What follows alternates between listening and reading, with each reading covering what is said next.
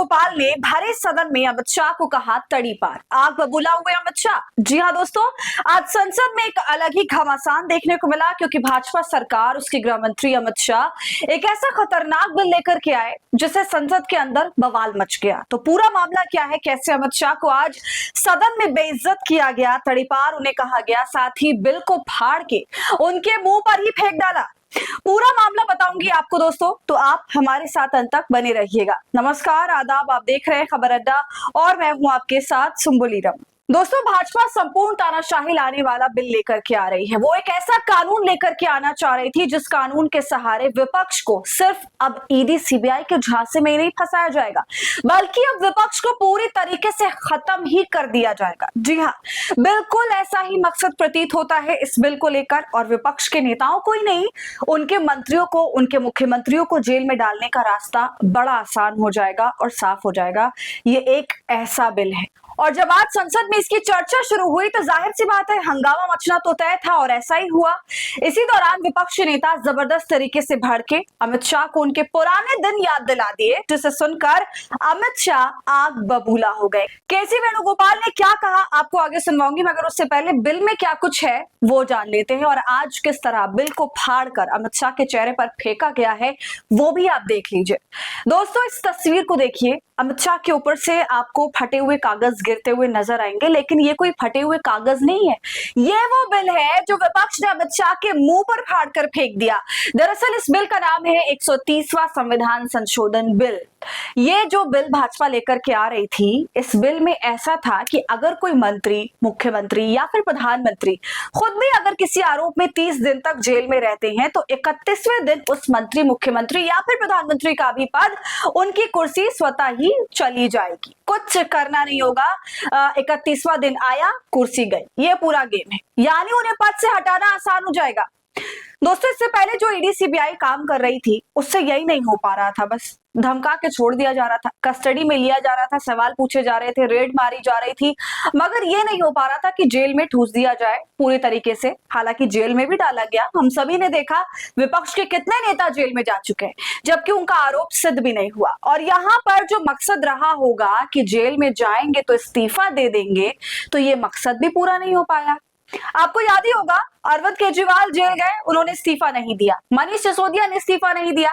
ये तमाम ऐसे नेता थे जिन लोगों ने जेल जाने के बाद भी अपने पद को नहीं छोड़ा, क्योंकि पहले ये नियम था कि आप अगर किसी आरोप में जेल जाते हैं तो आपको पद से नहीं हटाया जा सकता, या फिर आपको पद से इस्तीफा देना अनिवार्य नहीं होगा। लेकिन अब इस बिल के तहत इस्तीफा देना अनिवार्य हो या ना हो, अगर आप 30 दिन तक जेल में रह लिए तो फिर 31st जो दिन आएगा उस दिन तो आपको कुर्सी आपकी जानी तय है, वो ऑटोमेटिकली बर्खास्त मानी जाएगी। दोस्तों, अमित शाह के मुंह पर यह बिल फाड़कर फेंका गया है आज, क्योंकि विपक्ष इस बिल को लोकतंत्र की हत्या करने वाला, संविधान का गला घोटने वाला बिल बता रहा था।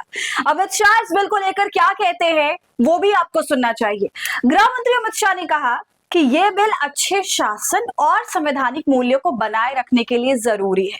उन्होंने कहा कि एक मंत्री जो गंभीर अपराधों के आरोप में गिरफ्तार है, वो पद पर बने रहने से संवैधानिक मूल्यों और अच्छे शासन के लिए खतरा हो सकता है। सुन रहे हैं आप दोस्तों, ये बड़ी बड़ी बातें अमित शाह को तब याद नहीं आई जब वो अपनी वॉशिंग मशीन धड़ल्ले से चला रहे थे और उसमें तमाम करप्ट नेताओं को एक लाइन से धो रहे थे। पहला नंबर तो उन्होंने खुद का ही रखा।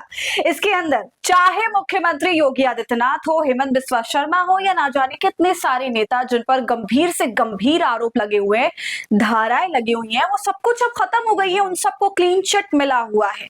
इतने अच्छे तरीके से उनकी धुलाई हुई है कि अब ये दूध जैसे साफ हो गए और बड़ी बड़ी बातें करने लग गए हैं। दोस्तों, आप ही सोचिए कि सत्ता इनके हाथ में है, सारी संस्थाएं इनके कंट्रोल में है, तो इस बिल का खामियाजा कौन भुगतेगा? ये बिल किस पर फटेगा? विपक्ष पर फटेगा, बिल्कुल पक्की बात है। अमित शाह को अपने पार्टी के नेता याद नहीं आए जब ब्रजभूषण शरण सिंह पर आरोप लगे थे, तब उनको पद से हटा देना चाहिए, ये याद नहीं आया। जब टेनी पर आरोप लगे तब उनको याद नहीं आया कि उनके ही पार्टी के नेता के ऊपर इस तरह के आरोप लगे हैं, तो अब उनको पद से हटा दिया जाए। और जब यही सब कुछ विपक्षी नेता याद दिलाने लगे तो अमित शाह की हालत खराब हो गई। देखिए दोस्तों, कांग्रेस के सांसद केसी वेणुगोपाल ने कैसे अमित शाह को उनका इतिहास याद दिला दिया और सीधा तड़ी पार कह दिया। Can I ask a question to the Honorable Home Minister? when he was the Home Minister of Gujarat, he had been arrested, sir. Whether he took the morality of that point of time, ये विषय नहीं है माननीय सदस्य। morality of that point of time. गृह मंत्री जी, आप मुझे सुनो जरा।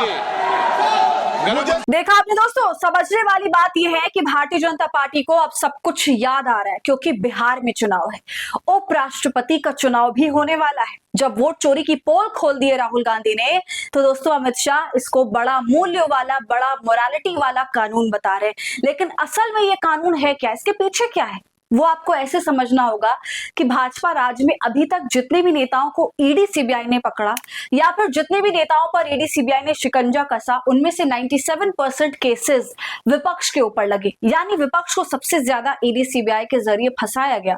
आरोप सिद्ध हुए या ना हुए हो, लेकिन आरोप लगे, ईडी सीबीआई का शिकंजा कसा गया। और सबसे बड़ी बात मैं आपको बताऊं कि पिछले दिनों ऐसे कई मामले सामने आए थे जिनमें किसी मंत्री या फिर मुख्यमंत्री ने गिरफ्तारी के बाद भी इस्तीफा नहीं दिया।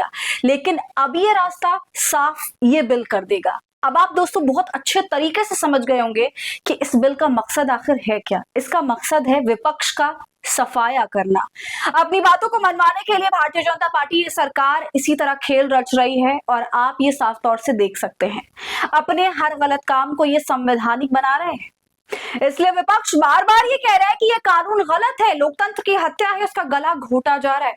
और अब दोस्तों तमाम हंगामे के बाद ये मामला अब जेपीसी कमेटी को सौंप दिया गया है, वहां पर विचार विमर्श होगा। तो अब देखने वाली बात है कि आगे क्या होता है। आपकी इस पर क्या राय है, कमेंट कर हमें जरूर बताइए। वीडियो को लाइक और शेयर करें, खबर अड्डा को यूट्यूब पर सब्सक्राइब कर लें।